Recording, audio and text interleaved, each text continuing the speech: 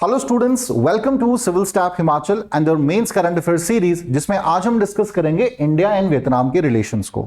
Why Vietnam is so important for India and what is the significance of India for Vietnam, दोनों को ही समझेंगे। और क्यों ये दोनों देशों के बीच की जो कॉपरेशन है ये साउथ साउथ कॉपरेशन को बढ़ाएगी एशियन रीजन में।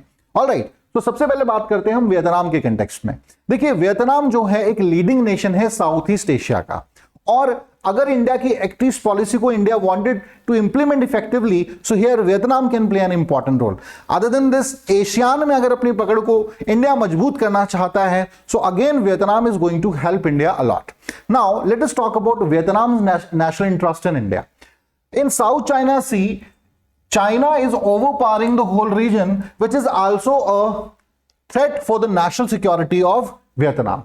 So here defense capabilities को अपनी बढ़ाना चाहता है वियतनाम, और here India can help a lot. साथ ही साथ इकोनॉमिक या टेक्नोलॉजी शेयरिंग पर भी एम्फेसाइज कर रहा है वियतनाम, और भारत जैसा देश इनको नहीं मिलेगा इस पूरे रीजन में।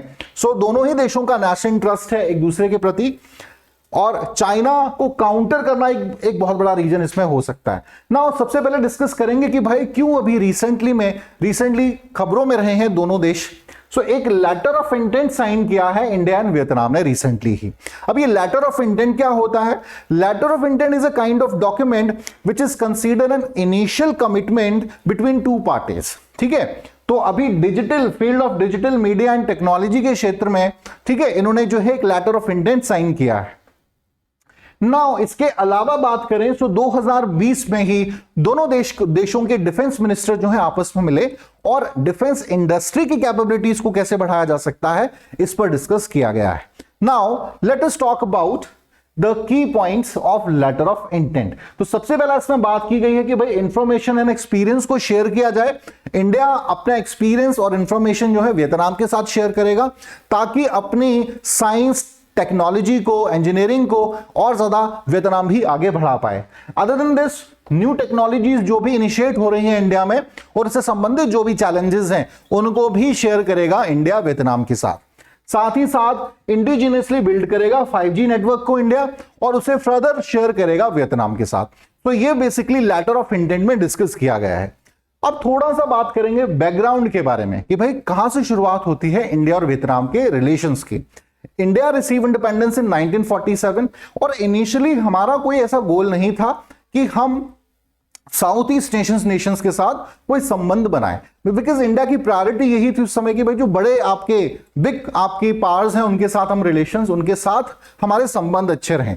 But gradually India understand the significance of south east Asian Nations, और वियतनाम एक लीडिंग नेशन है, और यही कारण था कि कॉन्सल जनरल ऑफिस इंडिया ने हनोई, जो कि कैपिटल सिटी है वियतनाम की, 1956 में सेटअप किया। हालांकि जो डिप्लोमेटिक रिलेशन थे दोनों देशों के बीच में, इट बिगेन इन 1972।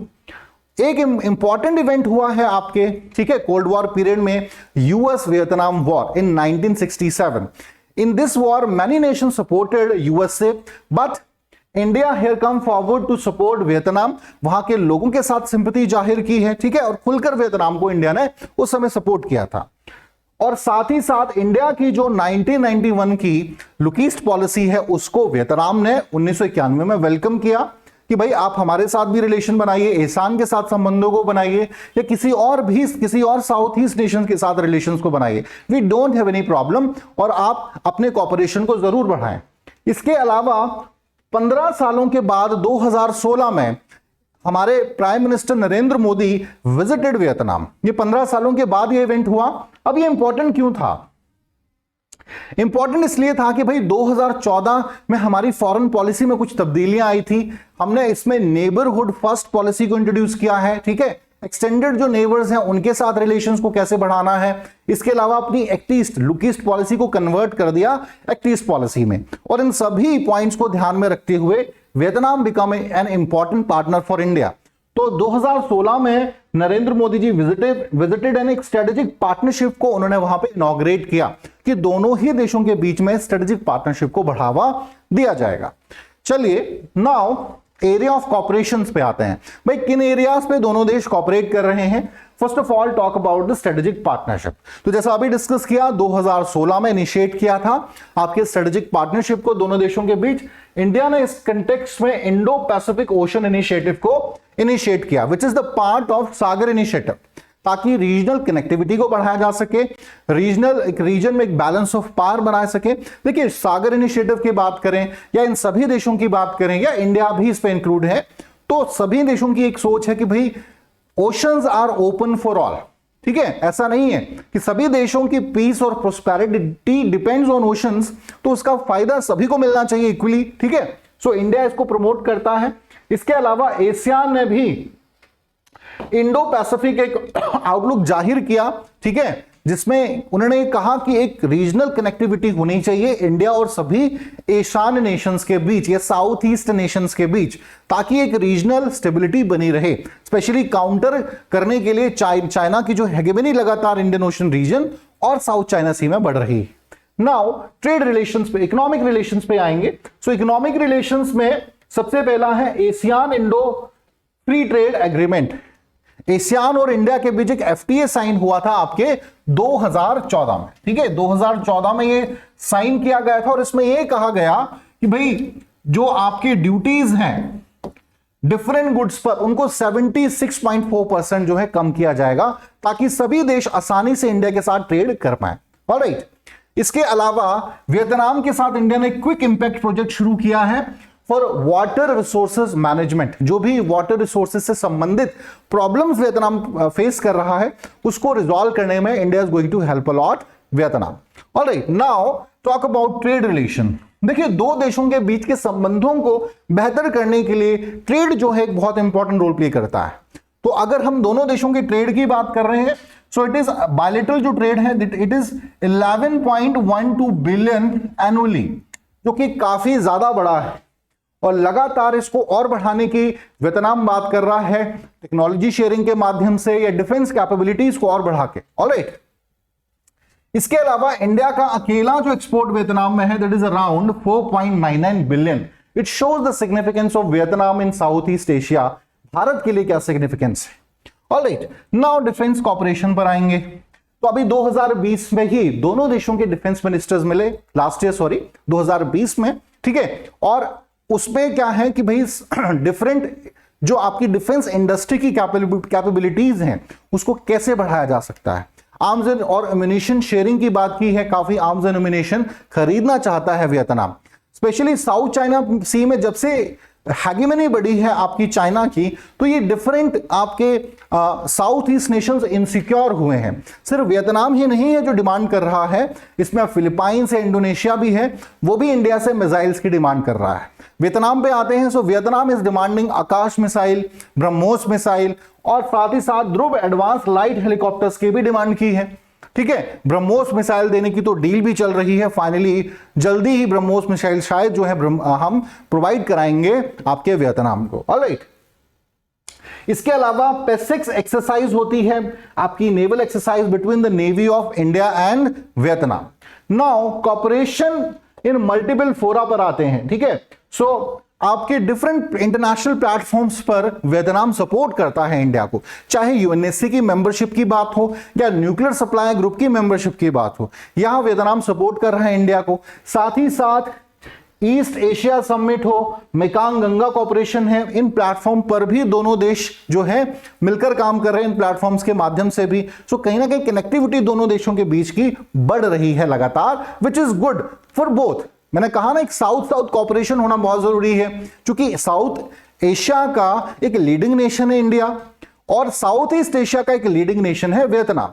तो दोनों के बीच का कॉर्पोरेशन होने का मतलब है अदर जो साउथ एशियन नेशंस हैं उनके साथ पार्टनरशिप बढ़ेगी सभी देशों की। ऑलराइट, तो ये बहुत इंपॉर्टेंट है। नाउ थोड़ा सा हम आएंगे, अब थोड़ा सा वे फॉरवर्ड को समझते हैं कि भाई क्यों इंपॉर्टेंट है ये सब। जैसे मैंने कहा 15 सालों के बाद Narendra Modi ji visited in Vietnam, और एक स्ट्रेटेजिक पार्टनरशिप को और बढ़ावा कैसे दिया जा सके, इस पूरे रीजन में पीस, प्रोस्पेरिटी, स्टेबिलिटी को कैसे मेंटेन किया जा सके, इस पर विचार विमर्श किया गया और ये सॉल्यूशन निकाला गया कि रीजनल कनेक्टिविटी होना बहुत जरूरी है। अगर हम चाइना के बढ़ते हुए प्रभाव को काउंटर करना चाहते हैं, देखिए चाइना का विजन बड़ा क्लियर है कि मैक्सिमम जो शेयर है, लॉयन शेयर इज जो है इट इज फॉर चाइना। और इन सभी देशों की दूसरी तरफ यह सोच है that oceans are open for all, सभी की पीस प्रोस्पेरिटी के लिए ओशंस की सिग्निफिकेंस है और सभी का उनके बाउंड्रीज के हिसाब से, उनकी नीड्स के हिसाब से इक्वल शेयर रहना चाहिए। ऑलराइट, सो ये एक ऐसा ग्राउंड है जिसकी वजह से सभी देश इकट्ठे हो जाते हैं। Other than this, Vietnam is also important for the act east policy of India. Bharat की एक्ट ईस्ट पॉलिसी को और प्रभावी बनाना है। जैसे मैं एक एग्जांपल देता हूं कि भाई नॉर्थ ईस्ट की कनेक्टिविटी हमारे साउथ ईस्ट नेशंस के साथ बन सकती है। एक ट्रायलेटरल हाईवे भी बन रहा है आपके इंडिया, म्यांमार और थाईलैंड के बीच, इसको फर्दर हनोई तक कनेक्ट किया जा सकता है, ठीक है।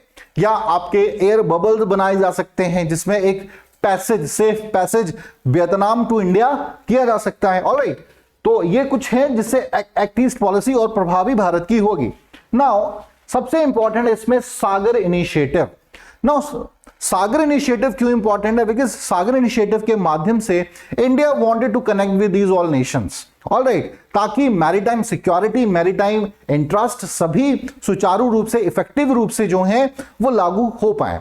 Alright, and also to maintain a balance of power in this region which is so far tilted in favor of China because of the One Road One Belt initiative and China and Pakistan's access. Now here Sagar initiative also build a India-Vietnam axis which can counter the One Road One Belt initiative and maintain a balance of power in Indian Ocean region, which is the need of war. Otherwise क्या है, बहुत ज्यादा नुकसान होगा ना सिर्फ India को but सभी रीजनल जो आपकी ग्रोइंग पावर्स हैं, जितने भी आइलैंड नेशंस हैं सभी को। तो ये बहुत जरूरी है कि एक सॉलिडारिटी बनी रहे, एक साउथ साउथ कॉपरेशन एशिया में जरूर बिल्ड रहना चाहिए। तो चलिए स्टूडेंट, आज के लिए इतना ही। Thank you very much.